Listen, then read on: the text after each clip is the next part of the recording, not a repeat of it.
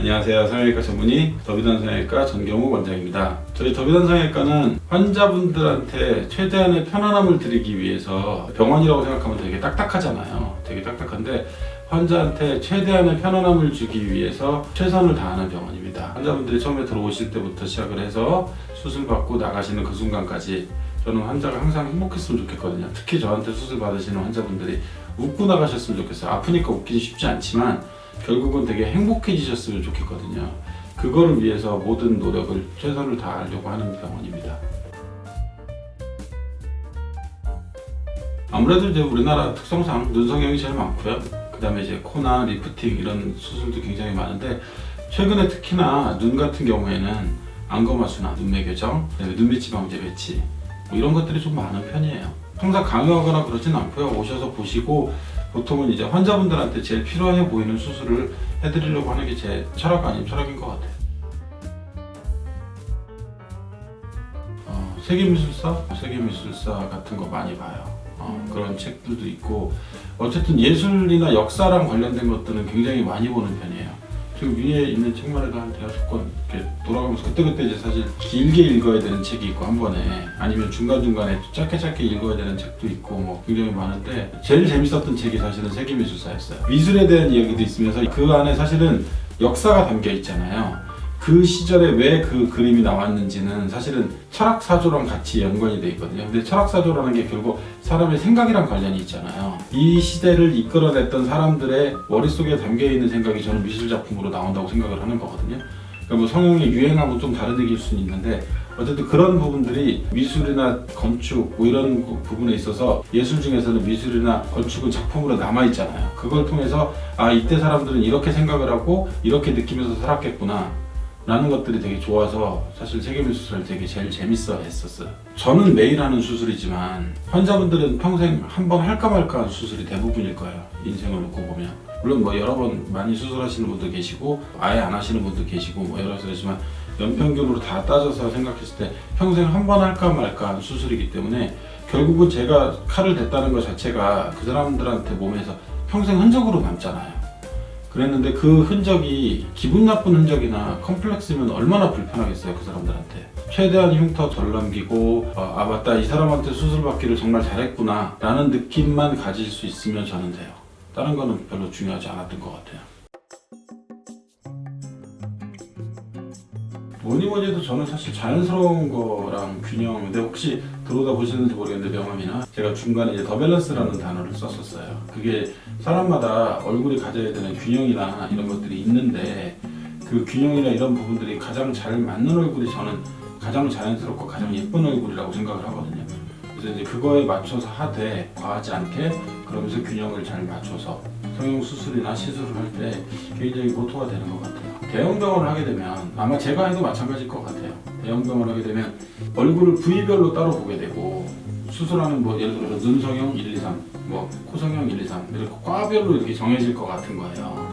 그러면 사실 저희 대학병원 같은 데도 가보셔서 아시겠지만 제일 아쉬운 게 그거잖아요. 나를 전체를 놓고 나의 전반을 좀 봐줄 수 있는 그런 의사가 있는 게 아니라, 나를 따로따로 떼어놓고 그냥 요거는 요거니까 요건 저거니까 이런 식의 이제 일들이 진행이 될 거란 말이에요. 대학에서 교수 한 5년 이상 하고 오랫동안 해왔으니까 이제 그런 부분들을 전체를, 환자 얼굴 또는 뭐 몸 이런 데를 전체로 한꺼번에 잘 보고 미적 감각과 실력이 있다는 전제하에 환자를 전체로 놓고 보고, 이 환자들과의 충분한 대화를 통해서 이 사람들이 원하는 거 이런 것들을 이끌어내줘야 되는데, 사실 시스템이 그렇게 안 걸쳐지면 대학병원 같은 경우에는 현실적으로 쉽지가 않죠. 그걸 구현하기가 쉽지가 않잖아요. 일단 의사들 자체가 경험도 다 다르고 각자의 전문 분야도 다 달라버리면 이제 저는 그게 제일 힘들더라고요. 왜냐면 환자는 결국 저를 보고 온 건데 다른 사람을 보고 온 게 아니잖아요.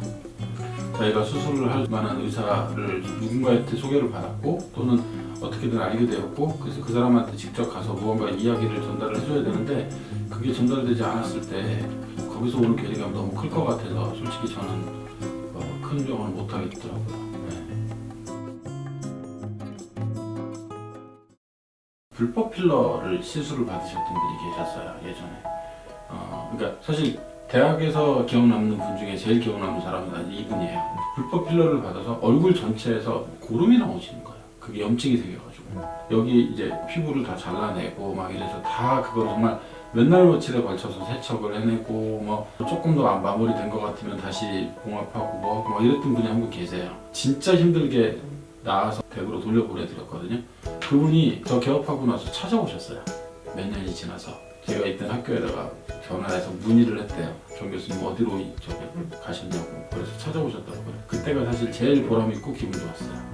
그분이 제일 기억에 남고. 잠깐 얘기하면 소개도 많이 해주시고. 네.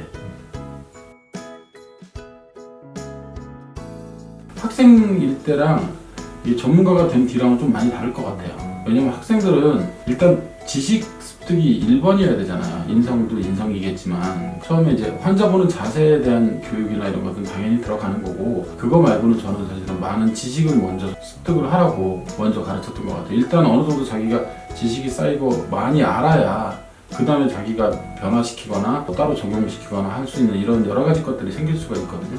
지식 쌓는 게 학생들한테 먼저고, 전공이 끝나고 나온 선생님, 레지던트 하시는 선생님들이나 아니면 끝나고 나와서 개업하신 뒤에 선생님들한테는 사실은 아까 말씀드린 것처럼 지식도 지식이지만 그분들은 사실은 어느 정도 지식이 충분히 쌓여있는 상태거든요. 그러면 그분들한테는 그 다음 것들을 항상 말씀을 드리죠. 환자를 바라보는 자세라든지 그런 것들을 더 많이 강조하게 되는 것 같아요. 사실은 이게 조금 백그라운드 설명을 해도 되는지 모르겠는데, 백그라운드 설명을 조금 해드리면, 제가 원래는 사실은 이 언텅이라고 흔히 부르죠. 구개구순열이라고 부르는데, 그 아이들 수술을 되게 많이 하고 싶었었어요. 대학에서 교수를 할 때.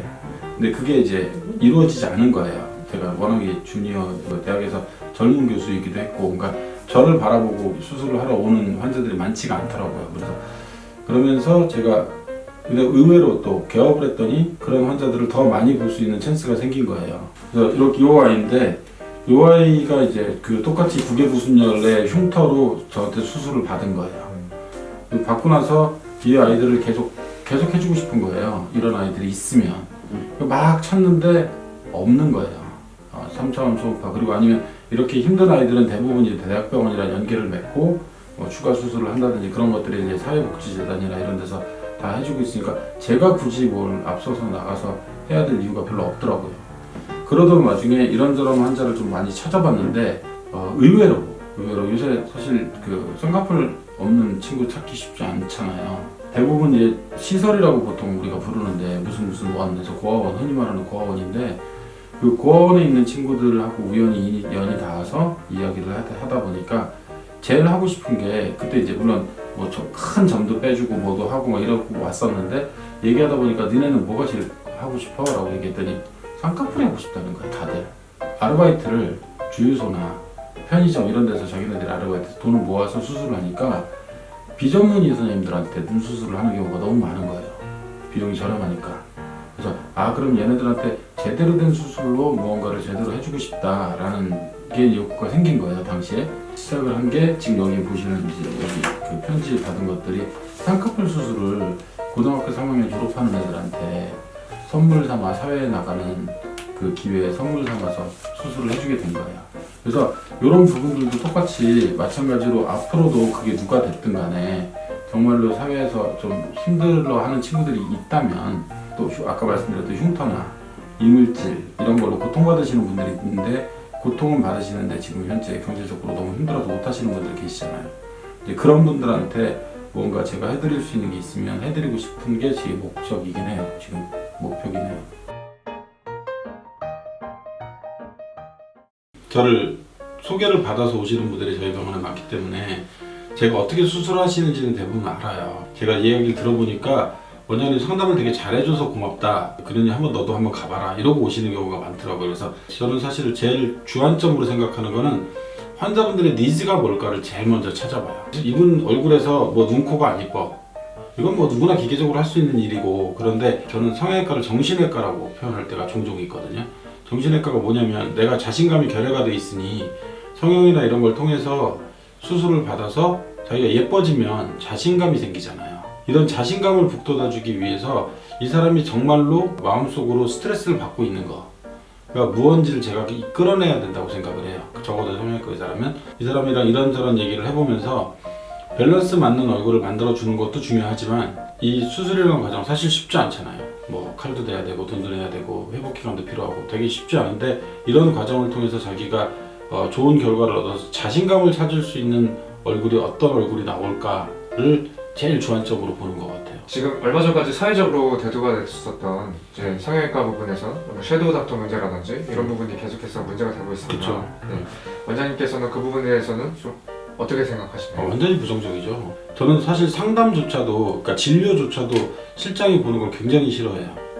왜 그런 식으로 상담하고 성형외과 같은 데 가면 실장이 상담하고 뭐 결정하고 의사는 와서 오케이만 해주고 나가고 이런 경우가 되게 많잖아요. 대형 병원 시스템의 문제일 수도 있고 원칙을 지키지 않았기 때문에 생긴 문제라고 저는 생각을 하는 거거든요. 섀도우 닥터도 저는 똑같다고 생각해요. 원칙대로 하면 처음에 환자가 들어왔는데 어쨌든 나를 소개를 받았으면 내가 상담하고 내가 수술하고 뭐 이런 거 당연한 거잖아요. 다른 과는 그게 다 당연한데 왜 성형외과만 그게 안 당연한지 더 잘 모르겠고 원칙만 좀 지키면 모든 의사들이 조금씩 그럼 저는 전혀 문제되진 않을 것 같아요.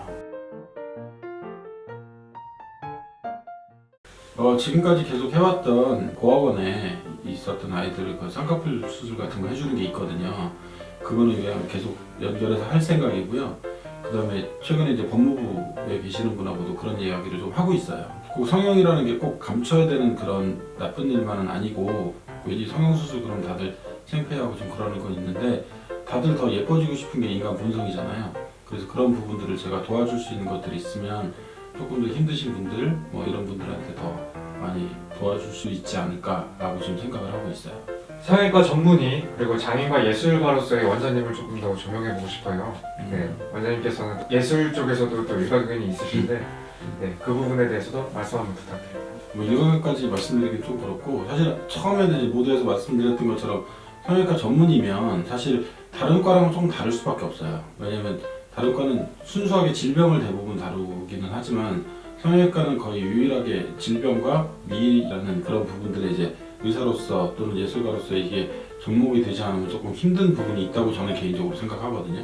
아무래도 미술 관련된 책들도 더 많이 봐야 되고 흔히 우리가 황금 비율이라는 게 있잖아요.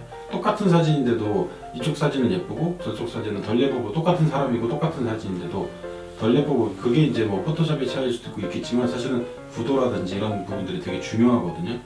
제가 중요하게 생각하는 그 사람의 얼굴에서 균형미 가능하면 그 미술과 관련된 서적 같은 거 더 많이 보고 그다음에 이제 뭐 핀터레스트 같은 그런 사이트 같은 데서 올라오는 예쁜 사진들 로고 이런 것들을 굉장히 많이 보려고 노력을 하고 있어요. 의학 공부뿐만 아니라 추가적으로 더 많이 공부를 해서 이게 제가 환자를 보는 데 있어서 더 도움이 많이 될 수 있도록 노력하고 있죠.